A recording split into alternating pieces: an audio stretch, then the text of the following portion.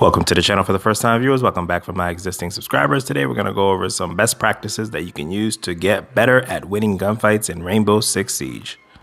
As with most of my videos, I like to keep them basic so that the things that we actually talk about and the points that I touch base on don't get muddied and you guys can actually take something tangible from the video and put it to use. So I'm going to have 3 tips for you and I'm going to break those down. So the first tip is going to be you got to work on your accuracy. So if you want to win gunfights in a shooting game, it's obvious that you're going to have above average or, good accuracy. So of course I'm going to have some tips for you on how you can get your accuracy up there. For me, I play a lot of terrorist hunt, so that is the #1 way that I've been able to improve my accuracy. And then you couple that with the fact that I've played I'm probably up at about 2,000 hours if you combine all of my accounts on Rainbow Six Siege, from PS4 to Xbox. I have 2 accounts on each, and then my PC account is already at 400 hours. So with all that, playing a lot definitely plays into how much you'll improve over the competition, but you have to play smart. So terrorist hunt is a big way. When you're aiming down sight is another issue that I see a lot of gamers kind of lose sight of. When they're aiming down sight, they don't have a direct target that they're focusing on. And the problem with that is that anytime the enemy is moving, you're kind of hoping that your shots will land versus focusing on the reticle and making that shot land, making that reticle land on the person and then firing from there. A lot of times people will kind of drag their fire hoping that it will connect. Some good practices that people do is they'll aim head level, but at the same time, if somebody is aiming directly at you and they line up that shot perfectly and you're just hoping to get that shot, if you kill them, you'll be lucky. If they kill you, then they were better prepared than you. So it's better for you to be in that perspective of, let me focus in on my reticle. Now, you don't want to get tunnel vision because that's how you get flanked. But if you're actively engaging in a gunfight with someone, then you need to be looking directly at that reticle, whether it's an ACOG or reflex, a red dot or holographic, or even iron sights if you're crazy. But you focus in on the reticle, put it on the target, and then fire. So the next step in improving your accuracy is going to go hand in hand with game sense and overall just playing the game a lot. I'll give you an example of the map Coastline. In Coastline, if you're in the penthouse or if you're not familiar with the maps, then the bedroom, a lot of people like to camp in certain corners. Main corners being by the couch. If you're let's say you're facing the window right now or you're rappelling in the window. By the couch on the left, behind the dresser on the right, behind the bed on the left, and then behind the couch around to the left by where the door is. Those are some of the main spots where you can catch somebody crouching.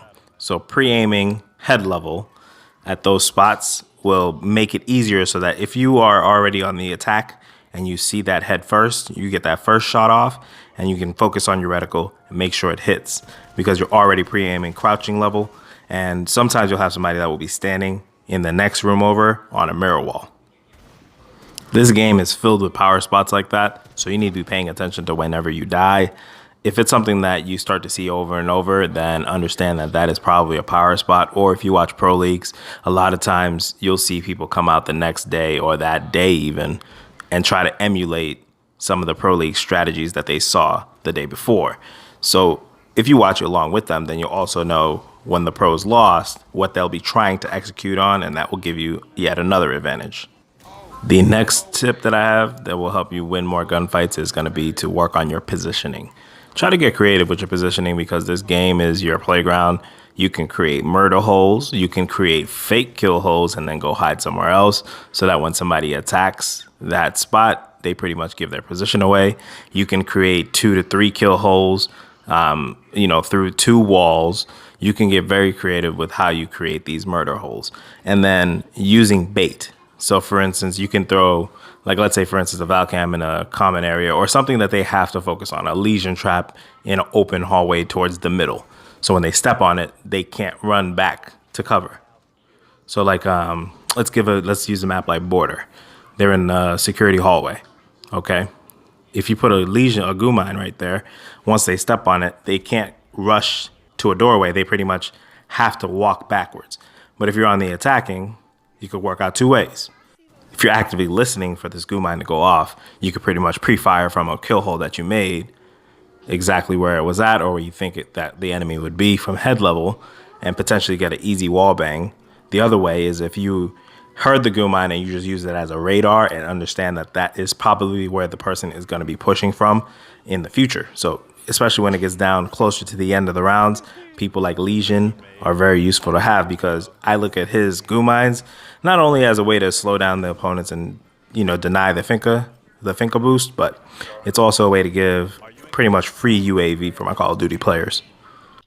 Now, if you're an attacker, you want to make sure that you keep your head covered, because it is a one-shot headshot at all times in Siege from any caliber weapon pretty much. So whenever you're walking around the maps, be sure that you're focused on where you can take quick cover should somebody start firing at you. That way you never get stuck in that situation where that Legion, gets you trapped. If you looked before and you check for cover, then you'll know exactly where to duck down to, or at least get yourself into a decent situation where some of your body and potentially maybe even your head has coverage so that you don't get picked immediately. Another part of positioning that I want to touch base on is that a lot of players up until the platinum ranks, and some of the gold players do this, and I would even say a few silvers every now and then will do this as well, is they play above and below with characters like Buck and Jackal and Zofia. So for example, if you have an objective below, somebody will go upstairs with Buck, they'll buck the floor, or they'll buck the ceiling I should say, and then create more pressure for the people pushing on the same floor as the objective. Now the enemy is worrying about, scurrying not to get shot from above, not to have a grenade dropped in on them. And then you also have that same kind of verticality, but when you're underneath them with somebody like Buck. Now, through my short time playing Buck on PC, what I've learned and what has been working for me is to buck the ceiling, to just buck it and then kind of get out of the way, because on PC people have a lot snappier aim. So I would equivalent the PC to like platinum level on PlayStation or Xbox, or even like the high gold levels. So essentially people have really good aim, which usually when you get up there in ranks on console, you start to face people with better aim. So what will happen is they'll just pre-fire the hole that you just made and you get killed quickly. So what I like to do is just a buck in a straight line while I'm walking backwards to kind of get that out of the way, or I'll buck forward and chuck a grenade through and then peek it in a little bit from a slightly different angle. So those are just some of the things that I like to do. Sledge is very useful from above as well. Jackal and Buck are the two better ones because they can do above and below. And I feel like you have a gun still, so should somebody like a bandit or a cabbie run up on you, then you're pretty much still holding a shotgun, so you're not out of luck from that perspective. So the last piece of advice that I have for you is knowing when to run, because a lot of times people just get so confident in their ability to win the gunfight that they'll sit there and they'll get picked off because either they got called out or somebody else just has better aim than them and they end up getting picked. So you have to know when to run, and that just comes with time and playing the game. That, unfortunately, doesn't really come from Terrorist Hunt. You just got to get into the game, usually playing with better people and watching them when you're actually spectating them when you die is a good way to get that grasp, because you'll start to see that they don't challenge every single gunfight, but they will, challenge once, challenge again if they have advantage, but if they don't, then you'll see them kind of reposition, go somewhere else, or change head level, challenge one more time, and then just kind of leave the area. And then a lot of times you'll see that person that they were shooting at get kind of greedy, feel like they have the advantage, push forward, and then end up getting killed by your player. So just knowing when to run is going to help you stay alive a lot longer and win more gunfights, because win the gunfights that you can, don't put yourself into a position to where you can't win gunfights. Hopefully you got some tips from this video that will help you out, and some clarity as to, what you can do to win more gunfights in Rainbow Six Siege. Ultimately, the best thing you could do is just to play the damn game. You got to play this game. You got to play it a lot. You get a lot better. You got to do your terrorist hunt, treat it like practice. And then playing ranked is a little bit different, because the more ranked that you play, the more strategies and groups of people that you're kind of exposed to. Playing casual is great for working on your aim, because you're just getting into gunfights against other players, and you get to just play the game without any kind of repercussions. And my take on casual versus ranked, because the way they do the casual matchmaking is it's more or less the same. Like I said, you just run into more people that are more organized on ranked. So that's the biggest difference. I play casual, I play ranked. You might see me in a casual lobby, you might see me in a ranked lobby. But at the end of the day, I feel like I am part of the majority of players that play Rainbow Six Siege and always give some type of effort when we're playing. So it wouldn't matter if you bumped into us in a ranked lobby or a casual lobby. It's not going to be a cakewalk. And lastly, leave a comment if you have any tips that you feel like I left that are critical to winning more gunfights, so that I can pin the best one for any new viewers that come across the video. That way they can see it first. You guys be easy, and I will catch you in another video.